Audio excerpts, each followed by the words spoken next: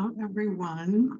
Today is Saturday, April 19th. I always forget what day it is before I get started. Welcome. I'm so excited to see you today. But before I get started with our topic for today, I want to thank you for tuning in. Um, I'm really grateful, and you're commenting, and you have things to say, and I'm so excited about that. So I'm going to look at my phone here really quickly and thank mindspring_TN, who is the latest commenter, who had some really good feedback about my eye contact into the camera lens here. Thank you so much for commenting that I need to make sure I'm looking into the lens, which I'm really trying to do. But it's sometimes hard to look into the lens because you kind of want to look at yourself. So I'm doing my best to look into the lens. I also want to share that like I have a roaming eye, like I have an eye condition, which actually causes one of my eyes to roam. So one of my eyes is actually always looking into the lens most of the time, but the other one is roaming.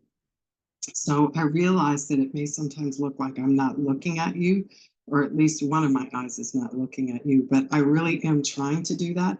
But I have a condition that makes one of my eyes roam, so I really can't help it. But anyway, I am looking at you and I'm focused on you, and I'm so excited to talk to you and be with you. So thank you, mindspring_TN, for that feedback and other feedback for taxes as well in one of your comments. And thanks to everyone who's commenting on the videos and the information and experiences and so forth that I'm sharing. Today, I want to talk to you about how to avoid burnout in your business. I have been in business for 25 years, so I think I'm qualified to talk about this because, in fact, I am not burnt out, and I'm more excited than I've ever been about my business and serving in my business. But that doesn't mean there haven't been times in my business where I haven't felt a little exhausted and a little overwhelmed and a little like I honestly do not want to be in business anymore. There have been times like that, but they've been few and far between, and they've been fleeting. They've really been feelings and emotions that have been brought on by times in my life that really have nothing to do with business. They have to do with a lot of other things that have made me exhausted in general, not so much exhausted with my business. But I do want to talk about this topic because business can be overwhelming, and it has exhausted some people to the point where they've unfortunately actually taken their lives. So entrepreneurship is in many ways nothing to play with. It can bog you down, it can exhaust you, and there's really no guarantee that you won't be completely overwhelmed, exhausted, and just completely out of your mind and at your wits' end in your business. But there are some things that you can do to avoid that. And I have seen a lot of businesses flame completely out, a lot of them. And you may have heard about some of them recently in the news. Um, I have heard about a lot of them because I follow this sort of thing. I actually look for it so I can learn from it and help other people try to avoid it as I have.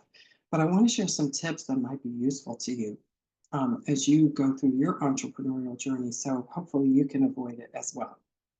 And these are tips that I've learned from my experience, as well as from coaching and mentoring other entrepreneurs, as well as from watching. So, watch, like I consider my job to be to watch and to learn from watching and coaching and mentoring, and also from my own experiences. So, here are a couple of things that hopefully will help you. First of all, do something that you love to do. Now, this is so obvious, but there's a danger in this as well. I'm going to get to the danger at the end. But the obvious thing is to do something you like. If you're doing something you like, the chances are pretty good that you will enjoy it enough not to hate it. There's a danger there. But for the most part, if you like what you're doing, you'll enjoy it. Now, just because you like what you're doing this year doesn't mean you're going to like it next year. So, the second tip is to evaluate every year what you're doing to make sure you still like it. Because life changes, external circumstances change, you change, the people around you change, your circumstances change, and your likes and dislikes change. So just because you like it today doesn't mean you're going to like it next year or the year after. So it's very important to look at your life every single year at a minimum, like every quarter, every month, every day. Like look at your life all the time and make sure that what you're doing today is what you're doing that you still like tomorrow. Because what got you here is not going to get you there.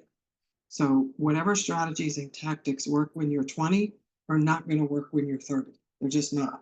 You need a whole different bag of tricks as you move forward in your life. So make sure you're reevaluating because you change and things need to change as well. So keep up with the changes so that you're never living your 20-year-old life when you're 30 or 35. Don't do that because that's not good. And it's going to be part of what's going to burn you out if you eventually burn out is because you're trying to live your life of a decade ago in a whole new decade. That's not good. So do what you love, but make sure that you continue to reevaluate what you love so that you're reevaluating what you love and updating what you love and retooling it so that you're tweaking it as you go. Another thing that I want you to make sure that you do, and this is huge, is to keep track of your money. Keep track of your money. Always know where your money is, where it comes from, where it's going, how much there is, how much there isn't. Track your cash because what I have seen a lot of is small business owners not tracking their cash. They take out loans, they over leverage themselves, they hire too many people, they delegate too much stuff, and they don't keep track of the details. They do not. And what happens when you lose track of all the details is that other people are managing your money, other people are managing the details, and you don't know what's going on. And you look up one day and you hit a wall because you don't know what's going on. And when you finally look under the covers or under the hood and see what's going on, and then you try to take back control of it, you eventually hit that wall because it's too much. You haven't been paying attention. You need to rein control back in. And before too long, you realize you've lost more control than you thought you've lost, and you don't know what to do, and you're overwhelmed, and you owe more money than you think you owe, and the creditors start calling, and they pile it on, and you can't keep up. So you can delegate to other people, like your money managers, your tax managers. If you want to hire a COO and stuff like that, you can delegate, but you can never abdicate the throne of your business. When you do that, people don't take care of your baby like you do. They just don't. Be very careful of that because it's dangerous to do that. And to have to reclaim your company after years of perhaps mismanagement or other people handling things that you sort of were a little bit loose with, it's just not good. So coming back into a business that you've lost control of is very difficult to do. I don't know this from experience because I've never done it, but I've seen a lot of people try to do it and they end up a lot of times either having to re-leverage themselves, which is really hard to do because you're just in a different type of debt the next time around, or they just wave a white flag and give it all up because it's just too much. Don't do that if you can avoid it. It's nothing you can't come back from because we can all overcome challenges, but try to avoid it because it will burn you out faster than anything else. And last but not least, just take care of yourself. Take care of yourself and make sure that you are always at the top of the list because you can work yourself so much. Like you're not a horse. Like horses need to be taken care of too, right? So I'm not saying work horses to death either. Don't do that. But don't treat yourself like, an animal that doesn't have a soul or a feeling or anything. Like don't treat animals like that either, but certainly don't treat yourself that way. Take care of yourself first. Make sure that you are feeling yourself and listening to your body. If you have a tweak in your knee, if you have a tweak in your elbow, if you have a tweak in your hand, like don't just put a bandage on it and keep going. Like go to the doctor and take care of it. Get it looked at and don't say like I don't have time to deal with myself and then put it off for a decade and fall out somewhere and then you're done for the rest of your life. Like, I've seen that happen. I've seen it. I have seen it. People put it off and put it off and put it off, and then everything stops, not just the business, but their lives and their families and the enjoyment of life. And they can't do things anymore and they can't enjoy life anymore because they burnt out mentally, psychologically, emotionally, spiritually, physically. Everything's burnt out. And they don't have a business. So all walls get hit and everything's done for. Okay.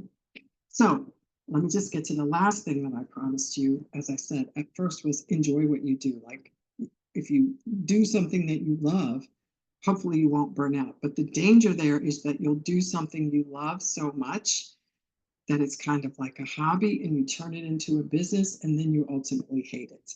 So I'll never forget this conversation I had with my mother when I was a very young girl. My mother was an extremely talented seamstress. She is 97 years old now and she has dementia and she doesn't sew anymore. But when she did, she sewed everything for the whole family. She made quilts. She made my father's business suits and his ties. She made all that. She made my first business suits. I wish I still had them. They're gorgeous. Every seam was in place. No pattern was mismatched. My mother was an amazing seamstress. And I used to say to her, Mom, why don't you start a business? Like you could charge hundreds of dollars for these clothes that you make for people, for us. Like, and people would pay you a lot of money. And she said, I don't do that because then I wouldn't enjoy it. Because then it would just be a business. Right now, I enjoy what I do. But if I had to charge people for it, it wouldn't be fun anymore because I'd have to chase people for money and it would be a business and I would have to do it I would have deadlines. Think about that. Because when you turn something you love to do into a business, there are aspects of it that make it not so much fun. Like it's something you have to do, not something you want to do. So there's a potential danger there. Now, I've been lucky.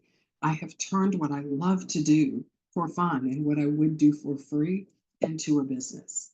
And a lot of people do that successfully. But the danger is that you will be turning something that brings you hobby joy into something that you have to do.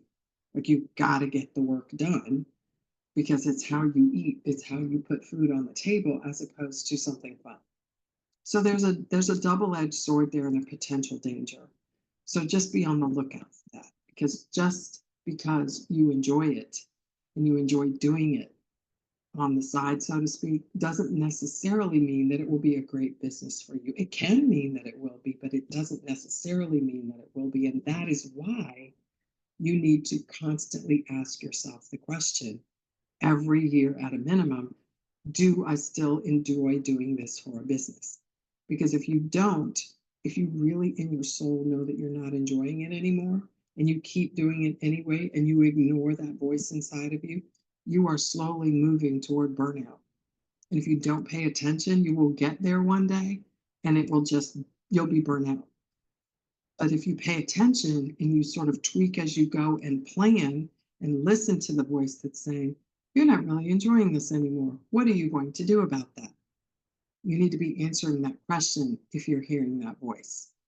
Don't ignore that voice because if you ignore that voice, you will eventually, it will hit you over the head and beat you in the brain and stop you dead in your tracks. And you'll be like, I wish I'd listened to this voice 2 or 3 years ago because now you're in a bad situation. And what I've seen happen is this. I've seen people ignore the voice, and one day they wake up and they say, not only do I not want to do this business anymore, not only do I want to stop, but I want to stop today. I want to put a note on all my social media right now, today, that I'm going out of business. I'm going to put everything on sale and I want to stop now. And the problem with that is obvious. Like, that's how they make money, that's their income. But they hit a wall and they splat up against it and they want to stop. And they want to start putting out resumes, go get another job. And here's what I've seen happen. I have literally seen this happen. They start selling everything, they slash prices on everything, they go get a job, and they literally will start selling random items on TikTok, just randomly selling brooms, clothing items that have nothing to do with the brand they had before because they don't want to do that anymore. It's very disjointed, it's very confusing, and it looks a little, it's odd. but you can tell that person's hit a wall. And I know it when I see it, and I can spot it a mile away because I've seen it for 25 years. And I can look back over the course of that person's journey, and I can see when I started seeing the disconnect happening and they were kind of ignoring it. But after 25 years, you start to see signs, and they look very similar a lot of the time. So pay attention to yourself, be very self aware, don't ignore the signs. And that's how you can avoid burnout. So again, do what you love, but make sure that you're evaluating what you love over and over again because it's a journey. It's you never arrive anywhere. Make sure that you're looking at your life as it evolves and make sure that you're tweaking what you love so that it keeps up with your life and how you are evolving in it. Make sure you take care of yourself. Make sure you watch your money. Make sure you watch the people who are watching your business for you if you're delegating things. And be sure that you are just watching all the signs and evolving as you go. So you can grow yourself and your business at the same pace. And neither you nor your business ever hit a wall because you're both evolving to complement each other so you don't ever have to worry about you or your business getting to the point where either of you want to stop or where either of you stop complementing and working together so that each of you continues to grow. I hope this was helpful. I would love to hear your comments, your questions, your feedback. Have you ever hit a wall? Have you been avoiding hitting a wall? Do you pay attention to yourself and the signs? Are you taking care of yourself in your business? What has been your experience? What are your experiences? And how are you avoiding burnout in your business? Tell me what you think, and I'll see you tomorrow.